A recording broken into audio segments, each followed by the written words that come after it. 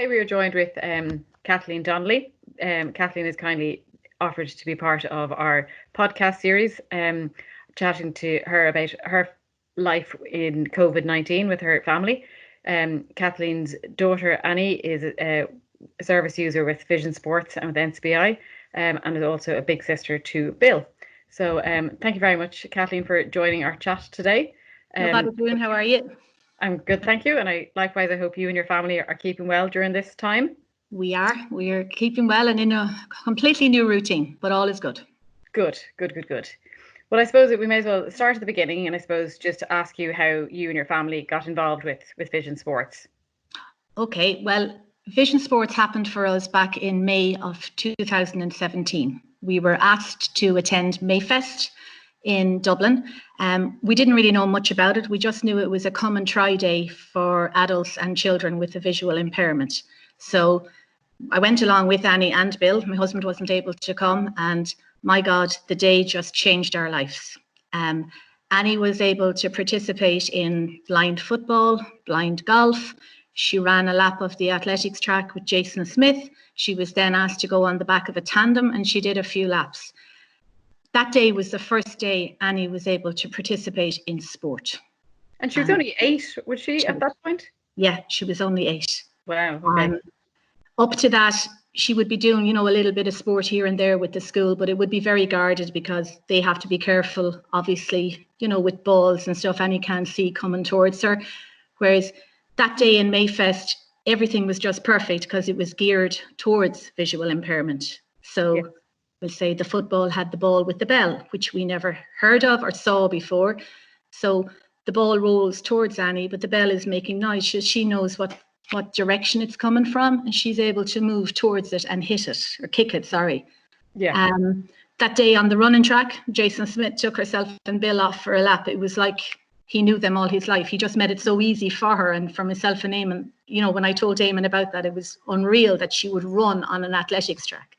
And then the tandem, somebody asked her to get up on the back of a tandem, and off she went and did a few laps, and the child was exhausted by the end of it, but beaming. I have never, ever seen her smile so much, and I still remember it to this day. That's a fabulous memory and a fabulous introduction for Annie. Delighted to hear that it was so positive for her. Yeah. It's obviously continued to be a key part in her life. So tell us, what kind of sports does she particularly like to be involved in? Well, after Mayfest, Eamon was kindly offered the use of a tandem, which we still have. So himself and Annie started tandem cycling. And in the beginning, it was just short little spins, around the area where we live down in the Horse and Jockey. And then he realised that Annie was, she was getting fitter and she was getting fitter. So we went from May 2017, from Annie never having been on a bike, roll forward to, I think it was September 2017, where Annie completed a 60k charity cycle with Dad as the pilot for NCBI. Wow, fabulous. Yeah. And then a couple of weeks later, she was asked would she like to try swimming lessons with Vision Sports?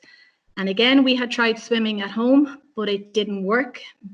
Through no fault of the instructor at home. The instructor just, I suppose, wasn't able to get the message across to Annie.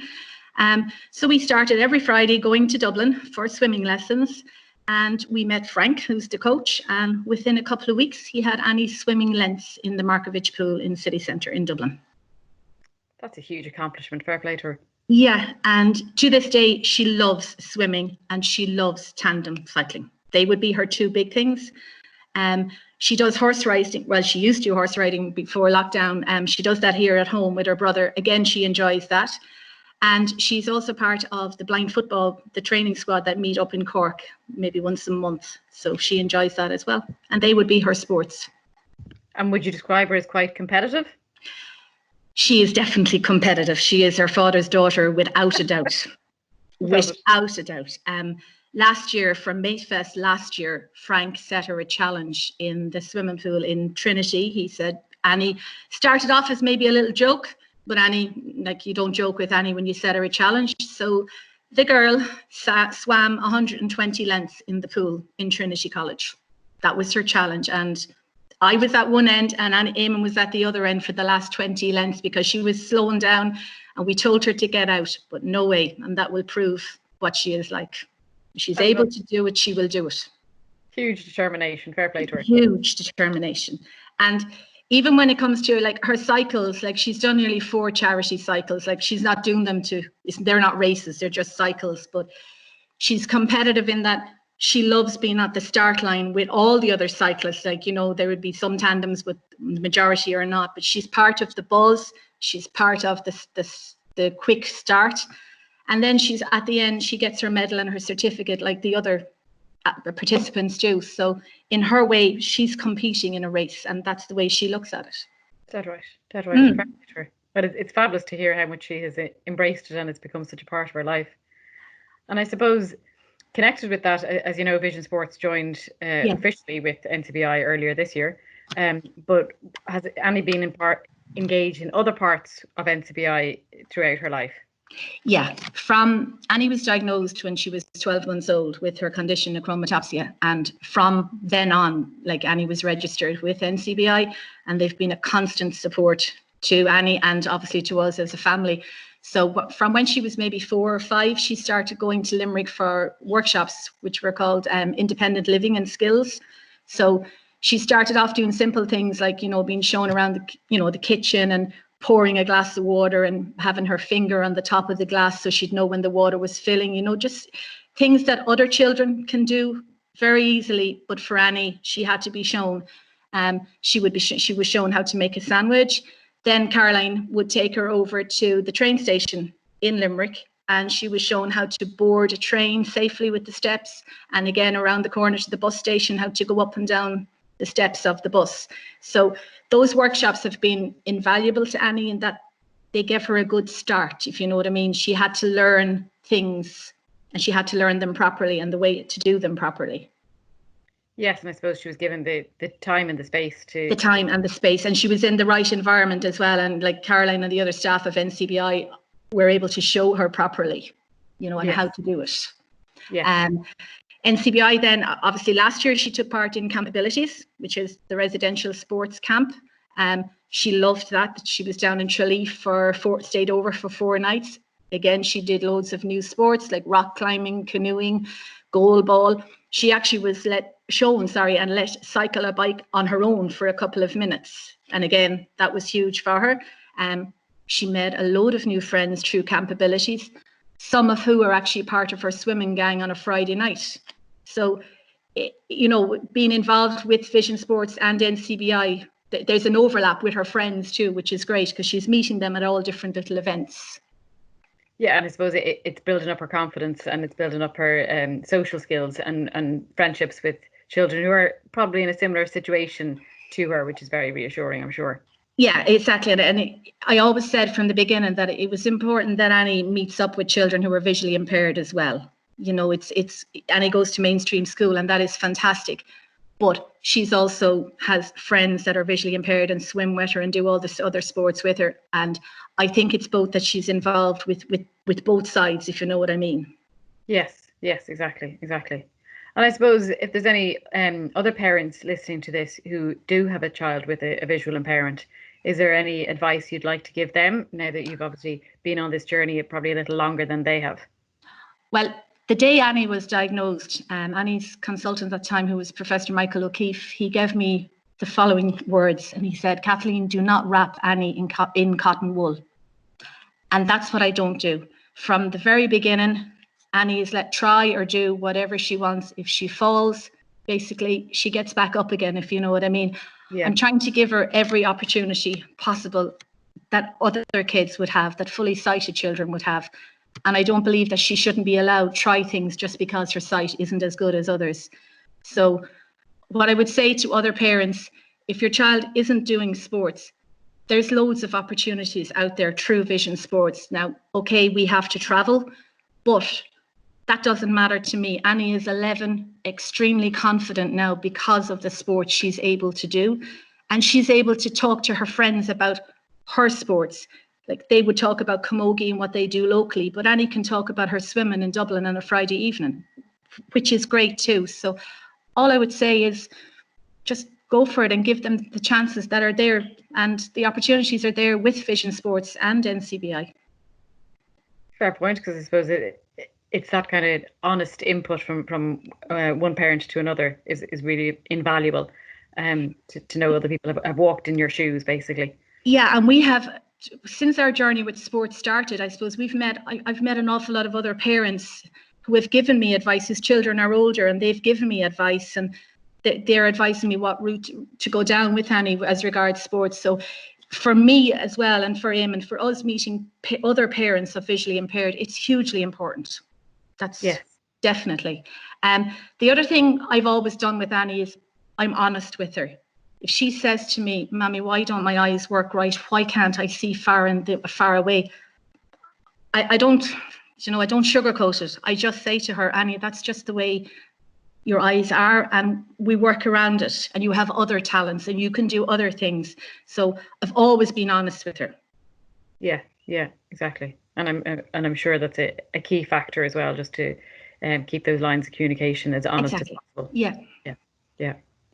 And I suppose we've all had to be honest with our own children around COVID-19, because we're all going through an unprecedented time of lockdown at the minute. So to what extent has it impacted on your lives in Tipperary?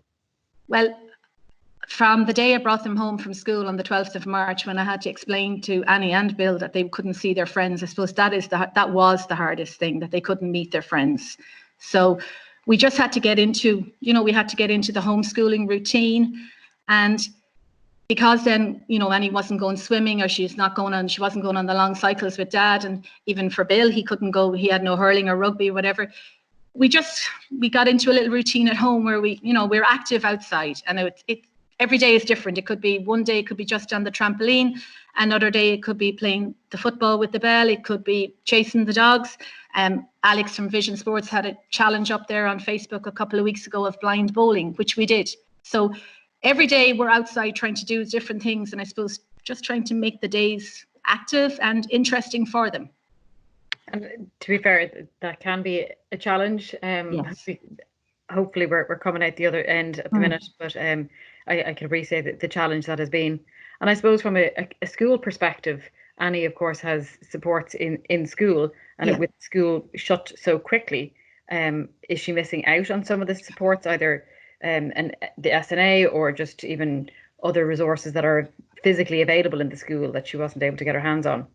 No, we were very lucky in that Annie has been using a laptop for the last 3 years, and the laptop comes home with her every day after school because she does her homework on the laptop. So the laptop came home with her, and then within a week we were contacted by the school to go and collect all of the children's books. So I was able to get all of Annie's large print books. So the homework is emailed by Annie's teacher, Shane. And for her English, geography and history, her books are on Daisy on her laptop, which she can access. She types her answers. And then for her maths, we use large print books, and she writes her answers into the books. So I'm very lucky in that we have everything. Annie's visiting teacher, Connor, was in contact at the very start just to say if we needed anything. But so far, we're going okay. Great. Because I know there has been some challenges for some families in trying to get access to some of the supports that they would physically have in the school and don't have actually in their home, and that has caused some challenges. So I'm delighted to hear that hasn't been your situation. No, for Annie, everything is on her laptop, and she's been using it so long now. She's well competent at using it. So no, we're lucky. Good. And I suppose now, as we look forward to the summer nearly on us and the restrictions slightly being eased, are there any particular things that you as a family are really looking forward to doing? Well, I know next week, I suppose the two kids are just looking forward to meeting their friends for an hour or two outside, with the social distance rule in. But when the 20k is lifted, I suppose as a family, we're looking forward to meeting other family members who are in Dublin who we haven't seen now for quite some time. Annie is looking forward to swimming whenever that may be. We don't know. But in the meantime, once the travel restriction is lifted as well, Eamon and herself will, they'll start doing longer tandem spins, and that will get her back into the swing of things. And the other thing that we really miss as a family, I suppose, is just like any other family, going out for food or going out for dinner, or going for a pizza, little things like that. Yes, exactly. Yeah, no, everybody can relate to that situation. Yeah. Of just being able to spontaneously just nip go. out and go further than the current 2 kilometers or 5 Exactly. kilometers. Yeah. So I can appreciate that one. So listen, thanks very much, Kathleen, for giving us a quick whistle-stop tour of life with very energetic Annie. It's great to hear how much she's benefited from the sports on offer through Vision Sports and NCBI. Unfortunately, as you know, the Campabilities course was cancelled this year due to COVID-19, and hopefully it'll happen before the year is out. But if not, it'll definitely happen in 2021. Well, she'll definitely be there whenever it is rescheduled for. I guarantee you that. Good. I'm glad. I'm glad. Well, listen, thanks very much for your time. No bother, June. Thanks for chatting. Take care. Bye-bye. Thank you.